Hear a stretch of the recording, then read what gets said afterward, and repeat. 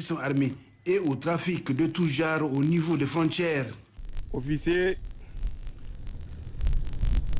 sous-officiers, militaires de rang, fusiliers de l'air,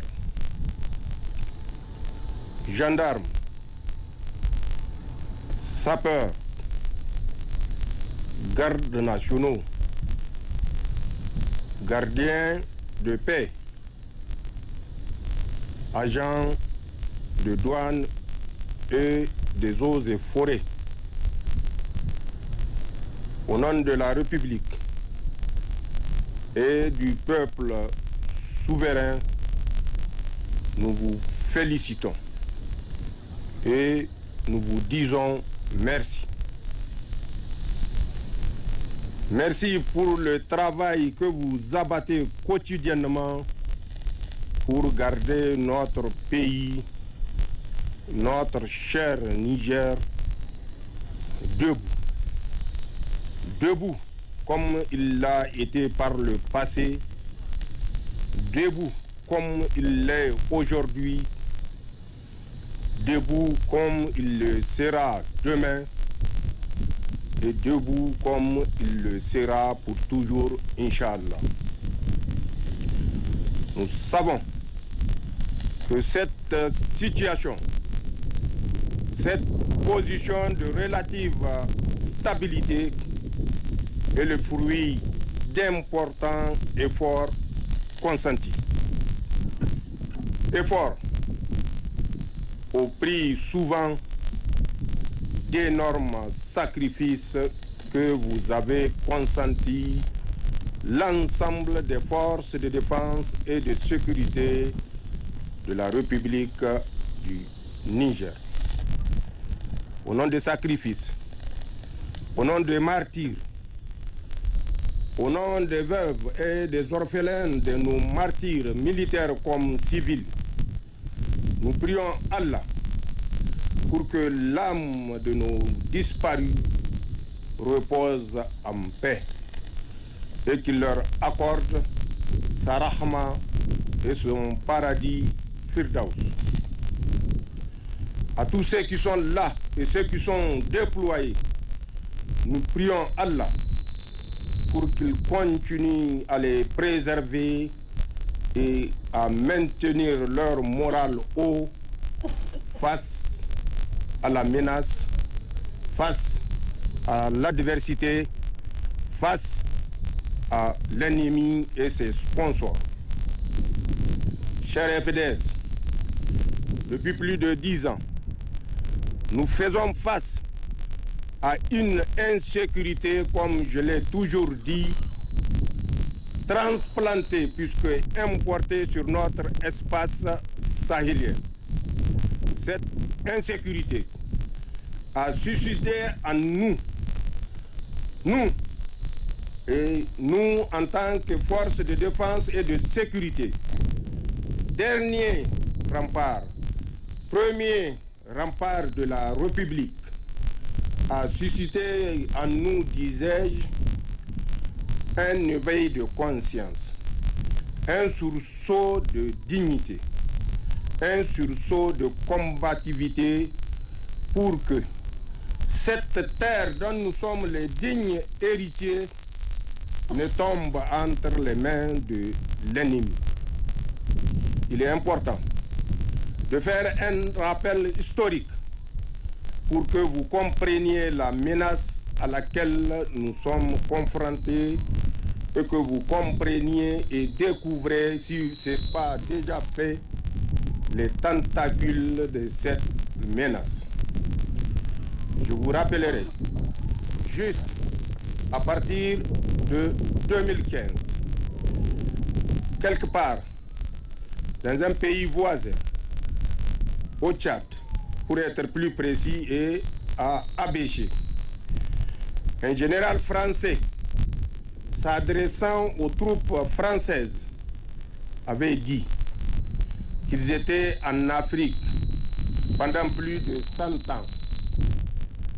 Ils étaient repartis il y a 60 ans. Ils sont revenus et ils sont revenus pas pour moins de 100 ans. Le mot de passe a été diffusé de lors. Le code a été transmis de lors.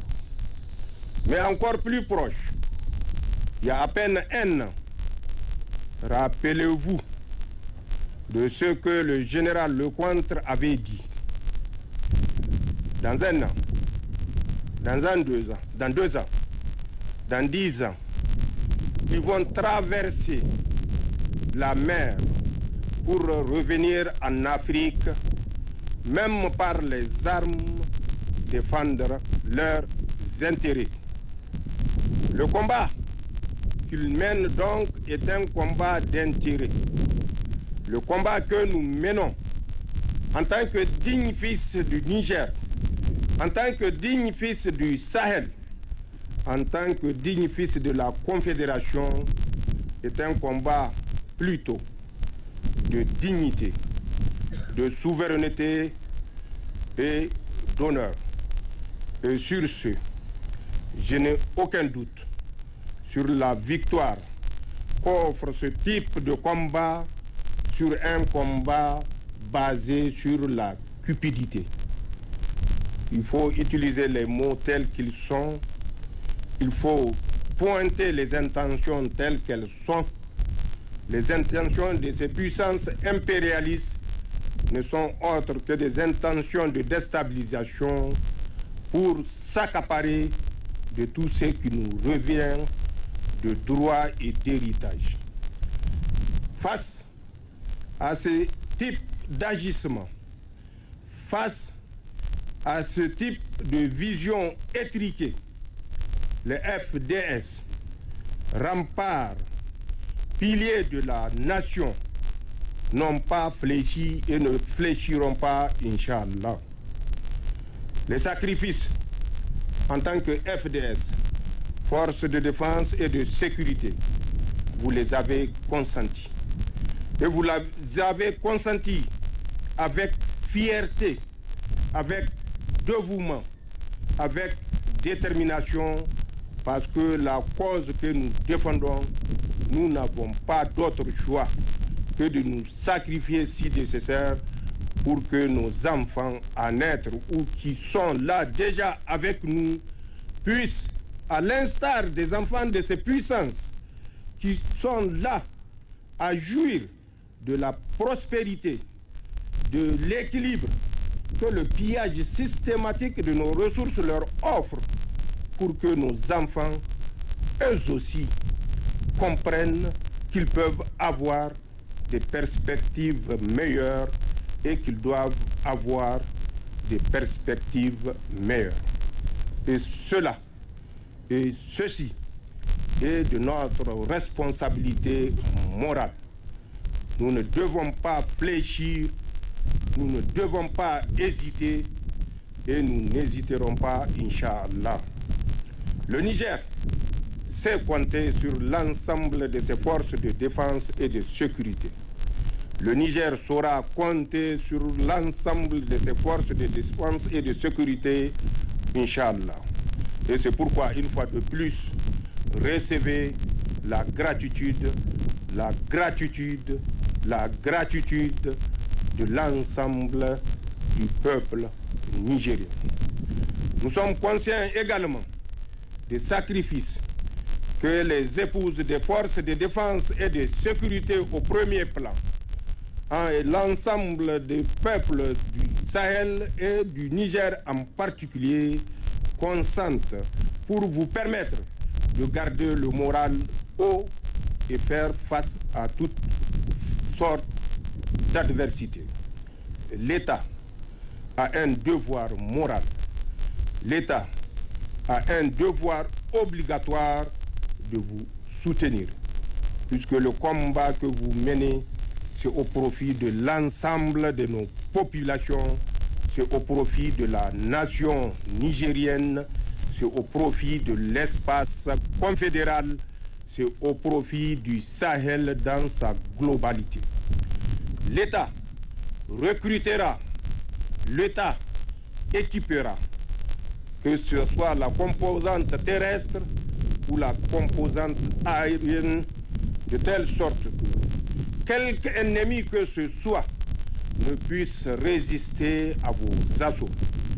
Quelque ennemi que ce soit, quelque sponsor que ce soit, ne puisse avoir l'idée de penser qu'il viendra à bout un jour de notre résistance.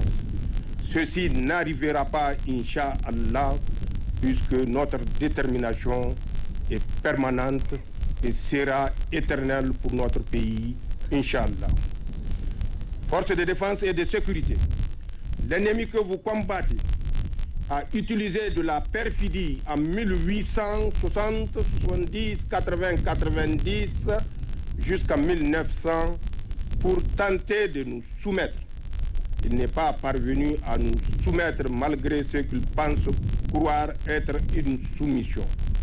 Il ne parviendra pas à nous soumettre, Inch'Allah.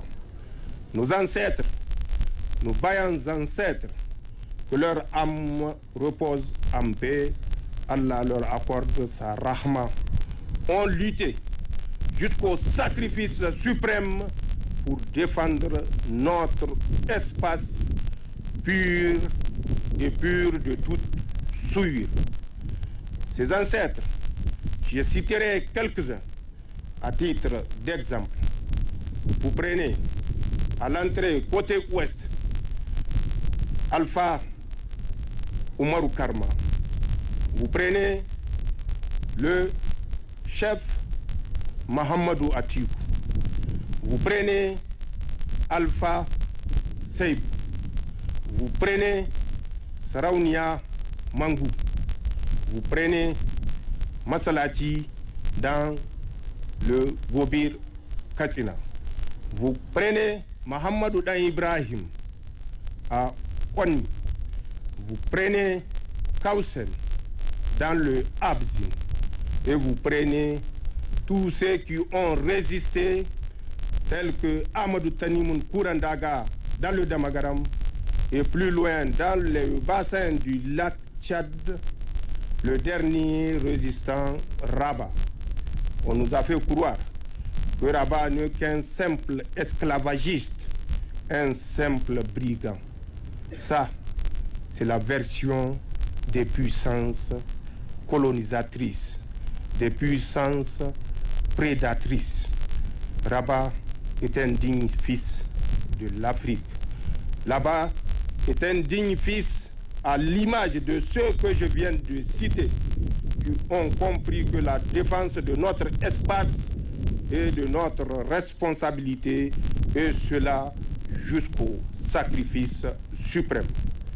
Je vous rappellerai, pour ce qui nous concerne cette génération, l'ennemi a utilisé dans un premier temps de la tactique d'affaiblir, ensuite anéantir les forces de défense et de sécurité pour parvenir, comme en 1800, où il a utilisé malheureusement des frères qu'on a appelés tirailleurs pour massacrer leurs propres frères par ignorance, par inconscience, par manque de vision stratégique. Il utilise les mêmes types de tirailleurs aujourd'hui que vous voyez, que vous confrontez sur des motos, sur des vélos, deux fois à pied, appuyés par des véhicules et des moyens de reconnaissance aérienne que ces puissances mettent à leur disposition. Ces tirailleurs d'un nouvel âge sont les mêmes que ceux qui ont massacré leurs frères il y a de cela 100 ans, 130 ans exactement. Aujourd'hui, on les présente sous l'appellation des djihadistes. Ce ne sont pas des djihadistes, ce sont des voleurs, des villes voleurs, des villes voleurs, des villes voleurs qui ne comprennent pas que c'est à leur propre pays qu'ils sont en train de nuire pour permettre aux colons qui étaient là il y a 130 ans de revenir, mais avec une autre littérature, avec un autre verbiage. ces gens et que nous combattons ont cédé face à la résistance des forces de défense et de sécurité qui ont su repousser tous les assauts avec succès. Percevez, maintenez ce succès, gardez cette initiative que nous reprenons, cette initiative que nous avons reprise il y a au moins 2 ans de cela et que nous devons conserver malgré les énormes sacrifices. Face à la réalité, face à l'évidence, l'ennemi a changé de fusil d'épaule. Qu'est-ce qui s'est passé? De l'incapacité de soumettre les forces de défense et de sécurité, l'ennemi a tenté une autre stratégie qu'il sait faire très bien, celle que je disais tout à l'heure, qui consiste à utiliser le même peuple et certains égarés du même peuple, dirais-je plutôt, pour massacrer leurs frères. C'est ce qui s'est passé à travers les exactions que je ne vous dirai pas parce que vous êtes témoins directs de la population civile sans distinction de groupe ethnique. Les Nigériens, pour nous agenouiller, ont reçu, malheureusement, certains Nigériens, l'instruction de tirer sur tous les villages, de mettre à feu et à sang tous nos villages, de détruire ne serait-ce que 1 millimètre de parcelle de foin qui peut être utilisé par nos bétails, de voler systématiquement tout ce que nous avons, tout ce que nos paysans ont de plus cher, qui sont leurs récoltes, qui sont leurs cheptels. Cette phase a cours jusqu'à date, jusqu'à aujourd'hui, vous le savez autant que moi. N'ayant pas réussi à soumettre la population civile à travers le massacre systématique, à travers le pillage, le saccage des greniers, le vol de masse du bétail, l'ennemi a changé de stratégie. Les tirailleurs de cette époque ont reçu, et je le dis et je le répète, instruction de mettre à genoux le Niger à travers le sabotage, l'action subversive, la destruction systématique de toutes les structures qui composent à l'édification d'une base économique viable. Ce sont ces actes que vous voyez à travers les pipelines, à travers les centrales électriques, à travers les structures routières, notamment les ponts, à travers les poteaux électriques, à travers tout ce qui peut servir au pays de base économique. Plus récemment, vous voyez ce qui se passe au Mali, où les citernes sont systématiquement interceptées et brûlées. Tout ceci fait partie de cette stratégie dont je vous parlais, qui consiste à mettre à genoux ces pays de l'AES qui ont décidé de prendre leur destin en main. Oui, nous avons décidé de prendre notre destin en main parce que nous avons compris, malgré la langue mielleuse des soi-disant partenaires venus pour nous accompagner dans la lutte contre ces mercenaires qu'ils ont eux-mêmes implantés, nous avons compris qu'il serait une erreur fatale, une erreur qu'on n'aura pas le temps de regretter si nous laissons nos consciences s'endormir face à cette version des choses. Nous avons décidé depuis le 26 juillet 2023 de prendre notre responsabilité et la plus grande responsabilité d'assurer par nos moyens propres, grâce à la détermination de nos forces de défense et de sécurité, grâce au soutien des épouses des forces de défense et de sécurité, grâce au soutien du peuple nigérien, nous avons décidé de prendre la destinée de notre pays, de prendre la défense de notre pays. Aucun individu, aucune puissance ne peut faire le combat à notre place. Et croire à cela serait une très grande naïveté. C'est pourquoi, force de défense et de sécurité, je vous le dis, le combat reste encore à déterminer. Je vous le dis, le combat reste encore à conduire de façon ferme, sans esprit de recul. Nous n'avons pas d'autre choix que de nous assumer. L'héritage qui nous a été transmis à nous, qui a été transmis par nos ancêtres, que je viens de citer entre autres, qui nous a été transmis, je dis, sera transmis, Inch'Allah, intact aux générations à venir. Pour cela, nous devons comprendre que tout repose sur les forces de défense et de sécurité pour assurer la survie et la transmission de cet héritage. Chers FDS, forces de défense et de sécurité, je ne vous garderai pas longtemps au soleil. Je suis conscient des souffrances que vous endurez.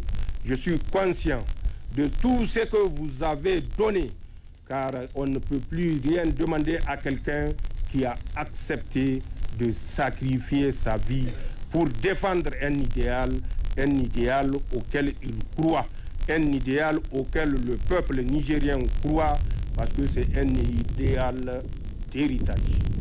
Je vous demanderai toutefois de rester vigilant en cantonnement comme en déploiement. Écoutez les conseils de vos autorités directes.